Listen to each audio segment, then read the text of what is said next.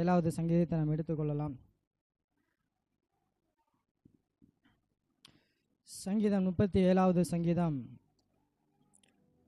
21வது வசனத்திலிருந்து நம்ம பார்த்தோம் அப்படின்னா, நீதிமானுடைய வாழ்க்கை எப்படி இருக்கும் அப்படின்னு சங்கீதக்காரனாகிய தாவீதுங்க அழகா சொல்றாரு.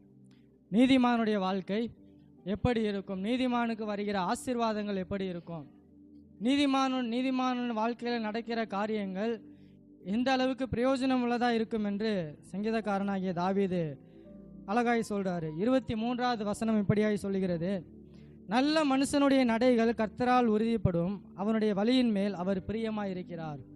நல்ல மனுஷனுடைய நடைகள் கர்த்தரால் உறுதிப்படும், அவனுடைய வழிகளில் கர்த்தர் பிரியமாய் இருக்கிறார் என்று வேதம் சொல்லுகிறது. நல்ல மனுஷனுடைய நடைகள் கர்த்தரால் உறுதிப்படும். நடக்கிற பாதைகள் கர்த்தரால் உறுதிப்படுத்தப்பட்ட பாதையாக இருக்கும். நான் செல்லுகிற பாதை, நான் போகிற பயணங்கள், நான் செய்கிற காரியங்கள், இது கர்த்தர் தீர்மானித்ததாக இருக்கணும். அப்போதான் அவன் செய்வதெல்லாம் வாய்க்கும். அல்லேலூயா. அவனுடைய வழியின் மேல் அவர் பிரியமாக இருக்கிறார். அவர் என்ன சித்தம் வச்சிருக்கிறாரோ அந்த பாதையில் நான் பயணித்தேன் அப்படின்னா அவர் என் மேலே பிரியமாக இருக்கிறார். இது முதல் காரியம். ஒரு நீதிமானுடைய வாழ்க்கையில் அவன் ஆசீர்வாதங்களை சுதந்திரித்துக் கொள்வதற்கு முதல் காரியம் இது. முதல் காரியம் என்ன காரியம்? நல்ல மனுஷனுடைய நடைகள் கர்த்தரால் உறுதிப்படுத்தப்பட வேண்டும். என்னுடைய நடைகள் கர்த்தரால் உறுதிப்படுத்தப்பட வேண்டும்.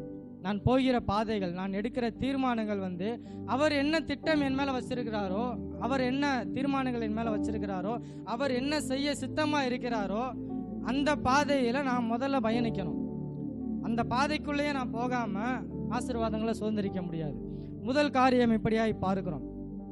24வது வசனத்தில் பார்த்தோம் அப்படின்னா, அவன் விழுந்தாலும் தள்ளுண்டு போவதில்லை, கர்த்தர் தமது கையினாலே அவனை தாங்குகிறார். இப்போ அவர் தீர்மானித்து வச்சிருக்கிற பாதையில நான் நடக்க ஆரம்பிச்சிட்டேன் அப்படின்னா நான் கீழே விழுந்தாலும் பிரச்சனை இல்லை, அவர் தூக்கி நிப்பாட்டிடுவார். நான் முடிவெடுத்து நான் தீர்மானித்த பாதையில் போயிட்டேன் அப்படின்னா தூக்கி நிப்பாட்டுறதுக்கு அங்கே ஆள் இருக்க மாட்டாங்க. தனிமையில் நான் பயணிக்க வேண்டிய சூழ்நிலை வரும். ஆனால் அவர் முன்குறித்த பாதையில் நான் பயணிக்க ஆரம்பிச்சிட்டேன்னா அவன் விழுந்தாலும் தள்ளுண்டு போவதில்லை, கர்த்தர் அவனை தூக்கி கர்த்தர் தமது கையினாலே அவனை தாங்குகிறார் என்று வேதம் சொல்லுகிறது. புதிய ஏற்பாட்டில் இயேசு கிறிஸ்து இப்படியாய் சொல்லுகிறார், நீதிமான் 7 தரம் விழுந்தாலும் மறுபடியும் விழுந்திருப்பான். நீதிமான் ஒரு தரம் துன்மார்க்கோர் தீங்கிலே இடருண்டு கிடப்பார்கள், நீதிமானோ 7 தரம் விழுந்தாலும் மறுபடியும் எழுந்திருப்பான். எத்தனை முறை அவன் விழுந்தாலும் சரி தூக்கி அவன் ஆண்டவர் நிறுத்திக்கிட்டே இருப்பார்.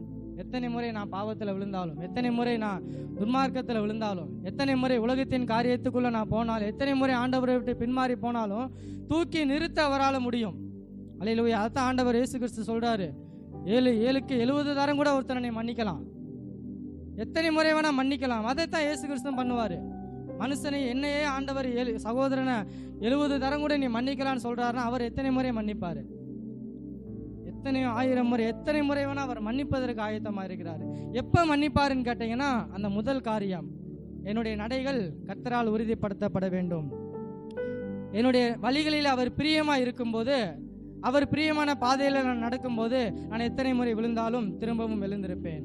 இப்போ நான் திரும்பவும் எழுந்து அவர் தூக்கி என்னை நிப்பாட்டி வைக்கும்போது என்ன ஆகும் அப்படின்னு பார்த்தோம்னா 26வது வசனத்தில் பார்க்குறோம், அவன் நித்தம் இறங்கி கடன் கொடுக்கிறான், அவன் சந்ததி ஆசீர்வதிக்கப்படும். 25வது வசனத்தில் பார்த்தோம்னா, நீதிமான் கைவிடப்பட்டதையும் அவன் சந்ததி அப்பத்துக்கு இறந்து திரிகிறதையும் நான் காணவில்லை அப்படின்னு சங்கீதக்காரனாகிய தாவீது சொல்றாரு.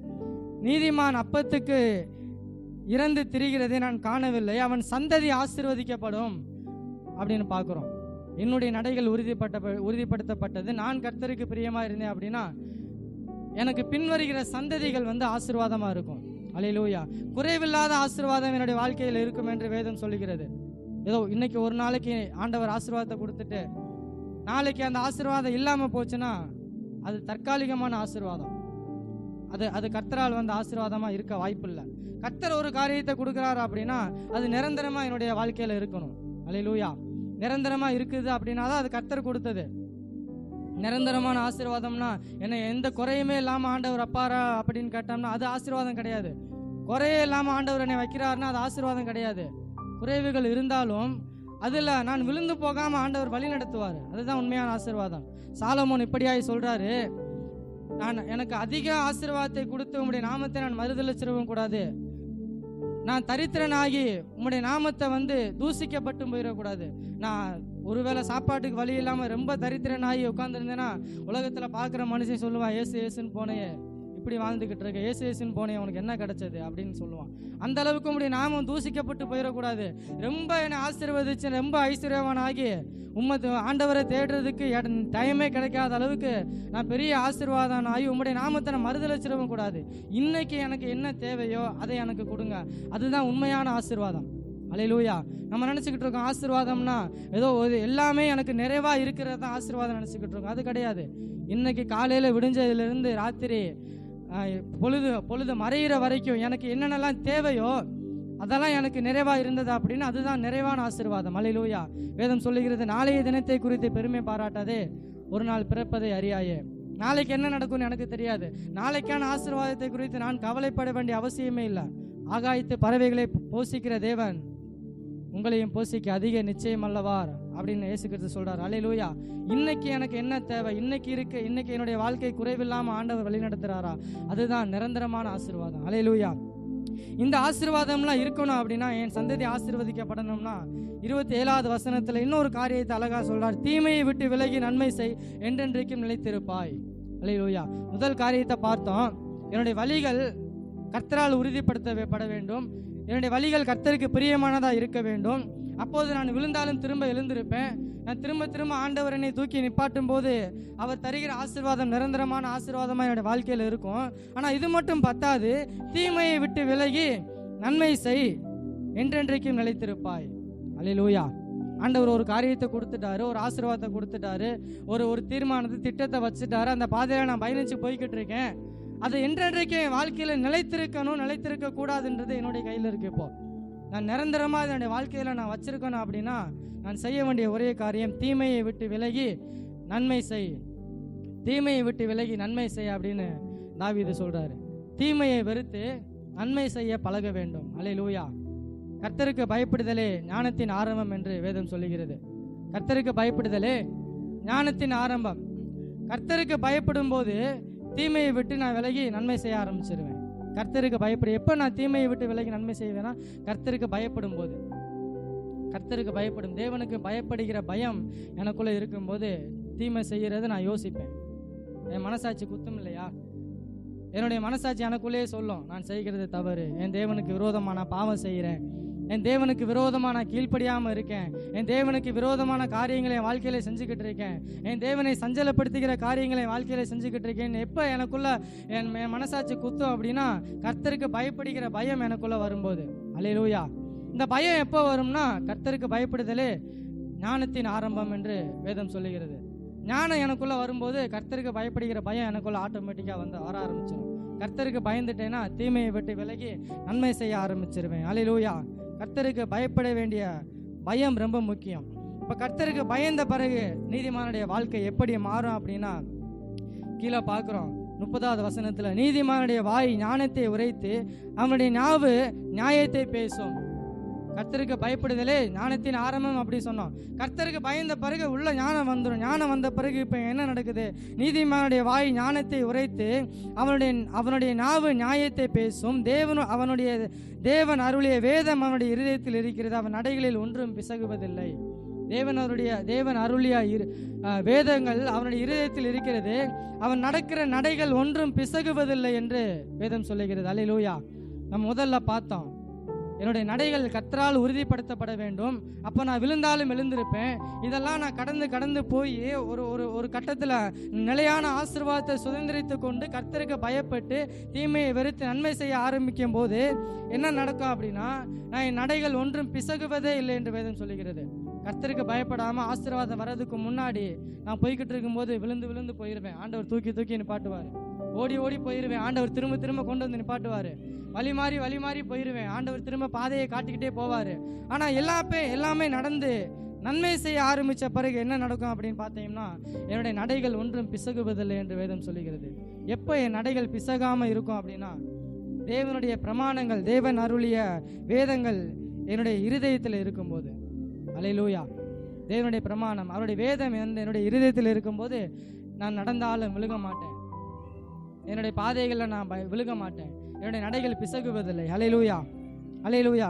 34வது வசனத்துல பார்க்கும்போது, நீ கர்த்தருக்கு காத்திருந்த அவருடைய வழியை கைக்கோள், அப்பொழுது நீ பூமியை சுதந்திரித்துக் கொள்வதற்கு அவர் உன்னை உயர்த்துவார். தேவன் நம்மை உயர்த்துவதற்கு முதல் காரணம், முக்கியமான காரணம், கர்த்தருக்கு காத்திருந்து என்னுடைய வழியை அவர் கையில் ஒப்பு கொடுக்கணும். என்னுடைய வழி அவருக்கு பிரியமானதா இருக்கணும். நான் நடக்கிற பாதை அவர் முன்குறித்த பாதையா இருக்கணும். நான் போகிற பாதை அவர் தீர்மானம் பண்ணின பாதையா இருந்தா மட்டும் போதும், மற்றதெல்லாம் அவர் பார்த்துப்பாரு. நான் பூமியை சுதந்திரித்துக் கொள்வதற்கு அவர் உன்னை உயர்த்துவார். துன்மார்க்கர் அறுப்புண்டு போவதை நீ காண்பாய். துன்மார்க்கனுக்கு வருகிற அழிவை என்ன கண்கள் பார்க்கணும். நம்முடைய கண்கள் இன்னைக்கு பார்க்குதான்னு கேட்டா கொஞ்சம் சந்தேகம்தான். நம்முடைய அழிவை தான் நம்ம பார்த்துக்கிட்டு இருக்கோம், நம்முடைய ஆசீர்வாதத்தை நம்ம பார்க்கறது இல்லை. ஆனா வேதம் என்ன சொல்லுகிறது? நீதிமான் துன்மார்க்கனுக்கு வருகிற அழிவை காண்பான், நீதிமானுடைய சந்ததி பூமியை சுதந்திரித்துக் கொள்ளும்படியாக அவர் உயர்த்துவார். எப்போ உயர்த்துவார்னா, என்னுடைய வழிகள் கர்த்தருக்கு பிரியமா இருக்கும் போது. அல்லேலூயா. ஒரே ஒரு காரியம் நம்ம ரொம்ப கவனிக்க வேண்டிய காரியம், என்னுடைய வழிகள் கர்த்தருக்கு பிரியமா இருக்கணும். நான் நடக்கிற பாதைகள் கர்த்தருக்கு பிரியமா இருக்கணும். அவருடைய சித்தம் என்னுடைய மன விருப்பமாய் மாற வேண்டும். அல்லேலூயா. அவருடைய சித்தம் என் மன விருப்பமாய் மாற வேண்டும். இயேசு கிறிஸ்து அதை தான் மாத்திக்கிட்டாரு. அவருடைய சித்தத்தை, பிதாவினுடைய சித்தத்தை தன்னுடைய மன விருப்பமா இயேசு கிறிஸ்து மாத்திக்கிட்டாரு. அப்பதான் விருப்பத்தோட சிலுவையில போய் பாடுபாட ஆரம்பிக்கிறாரு. இயேசு கிறிஸ்து போய் உட்கார்ந்து சொல்றாரு, பிதாவே கூடுமானால் இந்த பாத்திரம் என்னை விட்டு நீங்கும்படி செய்யும். ஏதாவது வாய்ப்பு இருந்தா இந்த பாடுகளை கொஞ்சம் தள்ளி வைங்க ஆண்டவரே அப்படின்னு கேட்கிறாரு. ஆனாலும் என்னுடைய சித்தம் அல்ல, உம்முடைய சித்தத்தின்படியே ஆக கடவுது. என்ன பண்றாரு? பிதாவினுடைய சித்தத்தை தன்னுடைய மன விருப்பமா மாத்திட்டாரு. அல்லேலூயா. பிதாவினுடைய சித்தம் என் மன விருப்பமா மாறின பிறகு இயேசு கிறிஸ்து முழுவதுமாய் விருப்பப்பட்டு சிலுவையில போய் பாடுபடுறாரு. என்னுடைய வாழ்க்கை எப்படி மாறணும் அப்படின்னா, அவருடைய சித்தம் என் மன விருப்பமாய் மாறணும். அல்லேலூயா. என்னுடைய மன விருப்பங்கள் அவருடைய சித்தமா இருக்கக்கூடாது. நம்ம இன்னைக்கு ஜெபிக்கிற காரியங்கள்லாம் அப்படிதான். ஆண்டவரே, இந்த காரியங்களை என் வாழ்க்கையில் நடக்கணும், நான் இந்த காரியம் தீர்மானம் வச்சிருக்கேன், அது நடக்கணும். ஆண்டவரே, அதை செய்யும் ஆண்டவர், இதை செய்யும் ஆண்டவரே.